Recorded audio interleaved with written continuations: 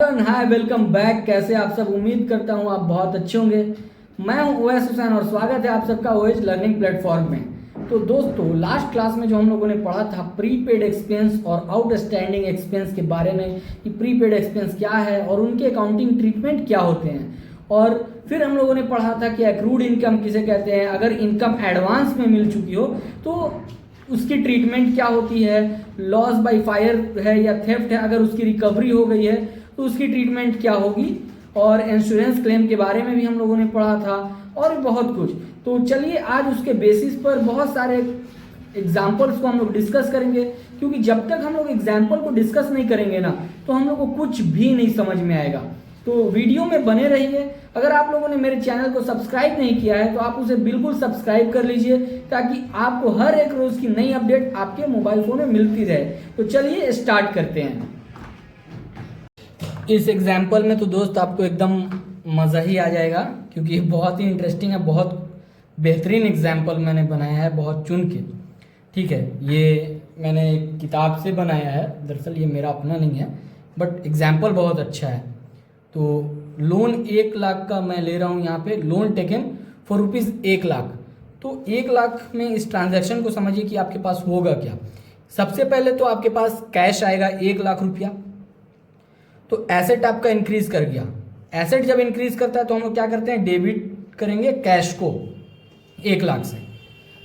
वहीं पे आपकी लायबिलिटी भी क्रिएट हो गई लोन की, जो आपको फ्यूचर में 1 लाख रुपया देना है। और जब लायबिलिटी इंक्रीज होती है तो हम क्या करते हैं, उसको क्रेडिट कर देंगे to loan account 1 lakh being loan received. तो इस तरह से आपकी पहली एंट्री रिकॉर्ड हो गई। यहाँ पे अब हम क्या करेंगे, देखिए यहाँ पे मैंने जर्नल का फॉर्मेट नहीं बनाया है, ना ही यहाँ पे मैं कैरी फॉरवर्ड कर रहा हूँ, बट यहाँ पे ग्रैंड टोटल करूँगा इसको इंक्लूड करके। तो आप ज़रा भी टेंशन मत लीजिएगा कि यहाँ पे ऐसा क्यों है, वहाँ पे वैसा क्यों है। तो चलिए, particulars LF ledger folio amount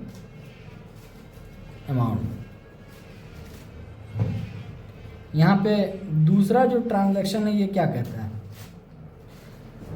purchase of machine 20,000 and 2,000 paid as installation expense. दोस्तों, जब हम लोग किसी एसेट को खरीद के लाते हैं ना, तो उसमें होता क्या है कि कभी कभी भाड़ा देना पड़ता है, या फिर हम उसको इंस्टॉल करवाते हैं। जैसे एसी अगर आप खरीदेंगे तो जो आपका रेट तो आएगा ही, बट उसमें कुछ रुपया इंस्टॉलेशन का चार्ज हमें अलग से देना पड़ता है उसके स्टाफ को। तो उस केस में क्या होता है कि जब तक मशीनरी का पूरा टोटल रेट क्या हो जाएगा, वैल्यू क्या हो जाएगा, तो उस चीज़ को हमको बताना पड़ेगा कि अब 22,000 रुपये की हो गई। 20,000 रुपये की तो एसी हुई और 2,000 रुपये का मेरा उसका इंस्टॉलेशन का एक्सपेंस हुआ। जब तक कोई एसेट रेडी टू यूज़ ना हो जाए तब तक के सारे खर्च को हम लोग उसको उसी एसेट में जोड़ देते हैं। जैसे यहाँ पे मशीन आई 20,000 रुपये की, उसको इंस्टॉल करने में खर्च लगा 2,000। अगर ये ना दें हम 2,000 रुपया, अगर इस 2,000 रुपये को हम यहाँ पे ना इनकर करें तो क्या ये एसी चलने लगेगी क्या? ऐसा भी नहीं है। या इस पे हम जो भाड़ा देंगे 20,000 की एसी लेके आ रहे हैं और 200 रुपया भाड़ा दे दे रूम तक लाने का, तो बिना भाड़ा दिए तो हम लेकर नहीं आ पाएंगे। तो इसीलिए जो भाड़ा देंगे उसको भी ऐड कर देंगे और 2,000 रुपया इंस्टॉलेशन एक्सपेंस वो भी ऐड कर देंगे। क्यों? क्योंकि वो रेडी टू यूज़ तक जब भी जो भी खर्च होता है उसको हम लोग ऐड करते हैं, तो जाके उसकी वैल्यू क्लियर हो जाती है। तो यहाँ पर क्या होगा दोस्त कि मशीनरी अकाउंट डेबिट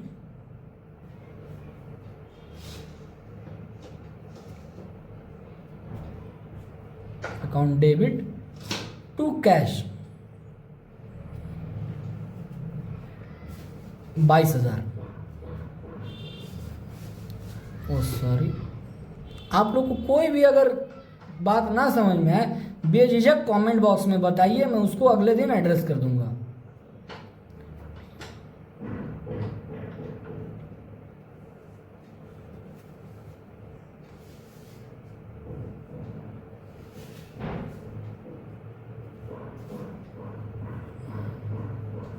तीसरा एग्जाम्पल क्या है मेरा, डेप्रिसिएशन चार्ज। अभी हम लोगों ने लास्ट क्लास में हम लोगों ने पढ़ा था कि डेप्रिसिएशन, क्योंकि जब हम लोग मशीन लेकर आए हैं तो हम लोग का ये अनुमान है कि ये इतनी साल चलेगी, या इतना इस साल तो हम इस्तेमाल कर ही लेंगे। सपोज़ कीजिए कि मैं 1 लाख की मशीन लेकर आता हूँ और 1 लाख की जो मशीन है मेरा, ये उस पर आइडिया है कि 10,000 तो प्रोडक्ट मैं 1 साल में बना ही दूंगा, या 100 प्रोडक्ट तो बना ही दूंगा। तो 1 साल में जब 100 प्रोडक्ट बनेगा तो उसकी 1,000 रुपये की डिप्रिसिएशन लग जाएगी, ठीक है। तो जितना यूज़ करेंगे हम उसका डिप्रिसिएशन होता है। जैसे 1 लाख की मशीन लाए, 5 साल चलेगी, तो 5 साल चलेगी तो 1 साल में कितना यूज़ होगी, 20,000 की मशीन यूज़ हो जाएगी। तो वही होता है डिप्रिसिएशन, जो उसका वैल्यू रिड्यूस हुआ। तो सबसे पहले हम लोग क्या करेंगे, डिप्रिसिएशन अकाउंट डेबिट, डिप्रिसिएशन हमारा एक्सपेंस है इसलिए डेबिट हो गया ये। और टू मशीनरी, मशीनरी क्या है, एसेट है, और एसेट जब उस रिड्यूस होगा तो क्या होगा, क्रेडिट होगा।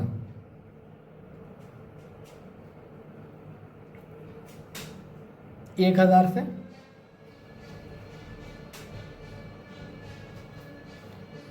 being depreciation charged,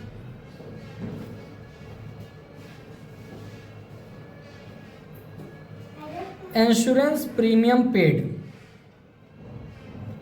अगर जब हम इंश्योरेंस, अभी हम लोगों ने पढ़ा था ना कल की क्लास में कि बहुत कंपनी क्या करती है कि अपने स्टॉक का इंश्योरेंस करा लेती है। तो इंश्योरेंस क्या है, हमारा एक खर्च है, एक्सपेंस है, और एक्सपेंस जब इंक्रीज करेगा तो हम लोग क्या करते हैं, उसको डेबिट करते हैं। तो insurance account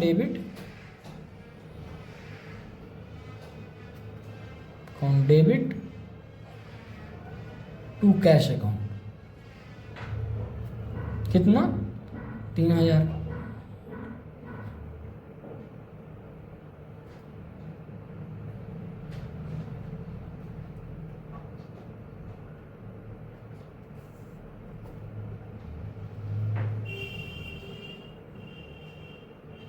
premium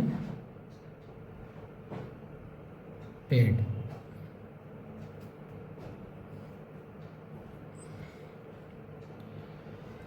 advance receive ₹10,000 on an order of 20,000 for supply of goods. अब एडवांस आपको मिल रहा है, बिजनेस में ये भी होता है कि हम चलो भाई माल भेज दो 20,000 का, 10,000 रुपया भी एडवांस रख लो मेरी तरफ से, उसकी एंट्री क्या होगी। तो हम लोग क्या करेंगे, कैश अकाउंट डेबिट, क्योंकि कैश एसेट है और कैश इंक्रीज कर रहा है तो डेबिट कर दिया, cash account debit to advance received.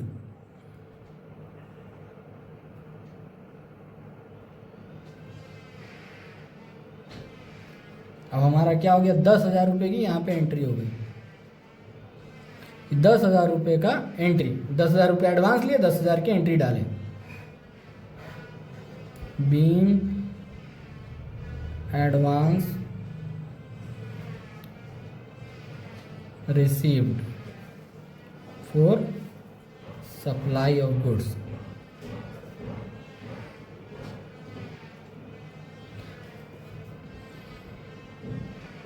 Sixth entry क्या है हमारी, cash receive from X and allowed him 200 रुपया एज अ डिस्काउंट। अब हम लोग कैश रिसीव कर रहे हैं, हमने किसी को माल बेचा होगा, वो क्या करता है कि मुझे पैसा दे रहा है 2,000 रुपया, और हमने उसको क्या किया कि 200 रुपये का डिस्काउंट अलाउ कर दिया कि भाई पैसा दे रहे हो, चलो 200 रुपये रख लो।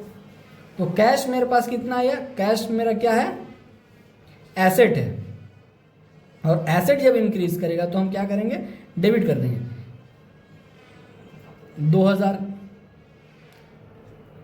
अब डिस्काउंट आपने कितने का दिया, डिस्काउंट आपका लॉस है देना, तो discount account debit.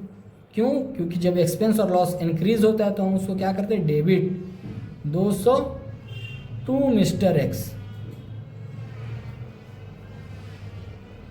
being amount received from X and discount allowed. Narration बहुत ही अच्छे से लिखना है, जितना अच्छे से लिखिएगा मार्क्स उतने ही अच्छे मिलेंगे। ऐसे आपको एंट्री भी समझ में आती है कि रियल में हुआ क्या है, नहीं तो ऐसे एंट्री पास करके चले जाइएगा कि इसको क्या समझ में आ रहा है। कैश पेड टू, हाँ, cash paid to mister Y 4900 and 100 रुपया रिसीव एज डिस्काउंट। अब मुझे भी डिस्काउंट मिल गया है 100 रुपये का। हम लोग क्या किए कि वाई को कैश का पेमेंट किए, तो वाई अकाउंट डेबिट, क्यों? क्योंकि वाई पैसा ले रहा है, ठीक है, तो Y account debit to cash, cash account, अब टू डिस्काउंट अकाउंट। हमें भी डिस्काउंट मिल रहा है, और डिस्काउंट हमारा क्या है? फायदा है। और फायदा, इनकम एंड गेन जब बढ़ता है तो हम क्या करते हैं? उसको क्रेडिट करते हैं। तो यहाँ पे मेरा हो गया, इसको क्रेडिट कर दिए, 4900 यहाँ से हमारा कैश चला जाएगा, 100 रुपया हमको डिस्काउंट मिला, और 5000 से वाई को हम लोग ने डेबिट कर दिया कि अब इनसे पैसा नहीं लेना है।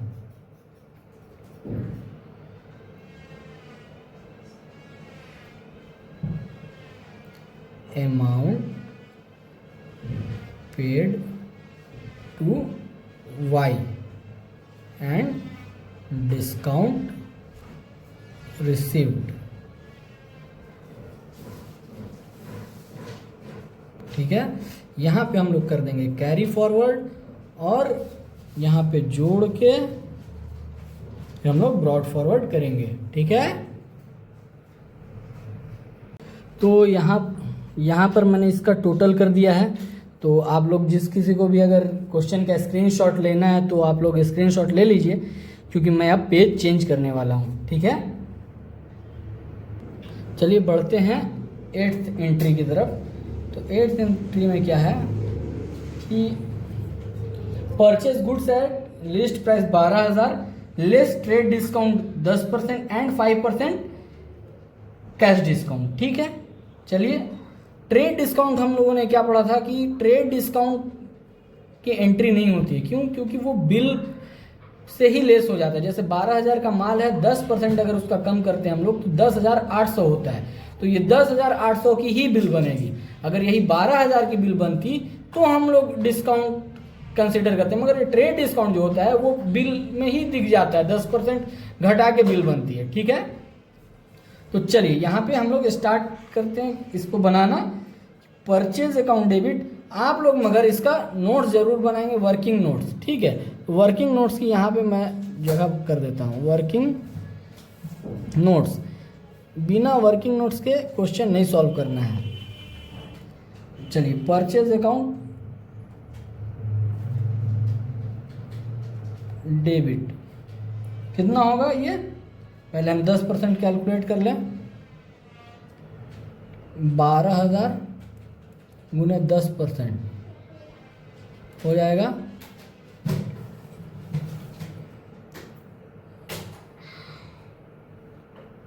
ट्रेड डिस्काउंट टू 12,000 गुने 10% इक्वल टू 1,200 रुपया हो गया।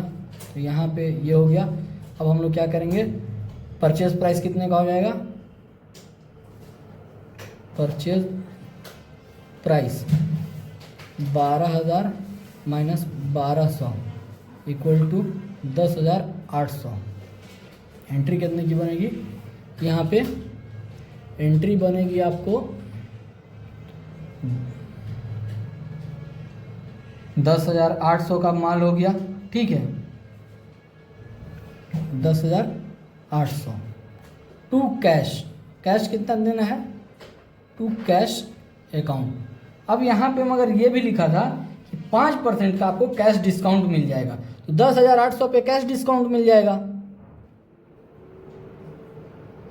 कैश डिस्काउंट इक्वल टू 10,800 गुने 5%, इक्वल टू कितना होता है आपका 540 रुपया।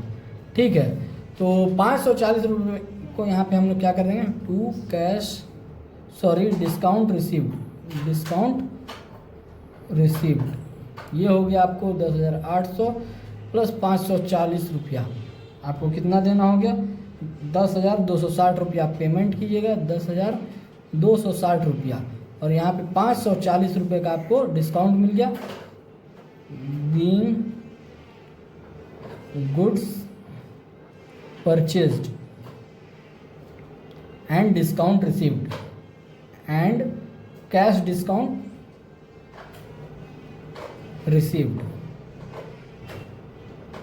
ठीक है, अब परचेज प्राइस अगर आपको निकालना है, ये कैश डिस्काउंट का अमाउंट यहाँ पे ये भी मैं बता देता हूँ कि कितना रुपया पेमेंट होगा।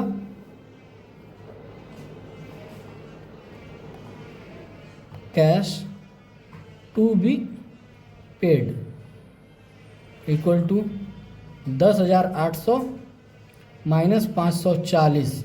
ठीक है, यहाँ पे आपको आ जाएगा 10,260 रुपया।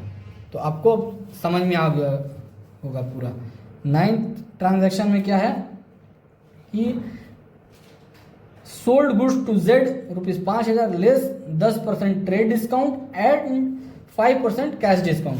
जेड को माल बेचता है 5,000 रुपये का, जो कि 10% के ट्रेड डिस्काउंट भी उस पर देता है। ठीक है, और 5% का कैश डिस्काउंट भी देता है। ठीक है, तो सबसे पहले क्या होगा, जेड को माल बेच रहा है कैश में, तो कैश अकाउंट डेबिट, क्योंकि कैश आपका इंक्रीज हो रहा है, कैश एसेट है, तो cash account debit, discount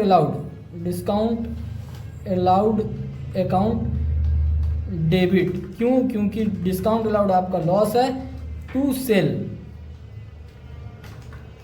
account. ठीक है, अब यहाँ पे हम लोग बात करेंगे कितना कितना इसका अमाउंट आएगा। ठीक है, तो ट्रेड डिस्काउंट इक्वल टू हो गया 5,000 गुने 10% इक्वल टू हो गया 500। ठीक है, सेल प्राइस कितना हो गया आपकी 5,000 माइनस 500 इक्वल टू 4,500 रुपया हो गया। अब कैश डिस्काउंट भी निकालना है, कैश डिस्काउंट तो 4,500 इंटू 5%, तो ये होता है आपको 225 रुपया। ठीक है, अमाउंट ऑफ कैश पेड, जब हम ये देख लिए कि मेरा 4,500 रुपये का सामान हमने बेचा, 225 रुपये का डिस्काउंट दिया, तो रियल में हमको कैश कितना मिला होगा, amount of cash received equal to 4,500 minus 225 equal to कितना आ जाएगा 4,275 रुपया। आप लोग अपना कैलकुलेट करके ज़रूर देखिएगा। ठीक है, ये कितना हो गया जी, कैश मिल रहा है हमको 4,275 रुपया, तो यहाँ पे हम लोग 4,275 रुपये ये कर दें, 225 रुपये का डिस्काउंट दे दिए, 225 रुपये का डिस्काउंट दे दिए, और सेल कितने का हो गया 4,500 रुपये का। ठीक है, ये हो गया बीइंग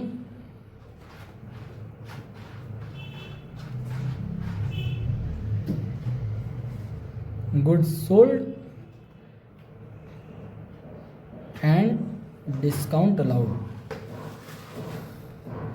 आप लोग डिस्काउंट को पूरा डिस्काउंट लिखेंगे।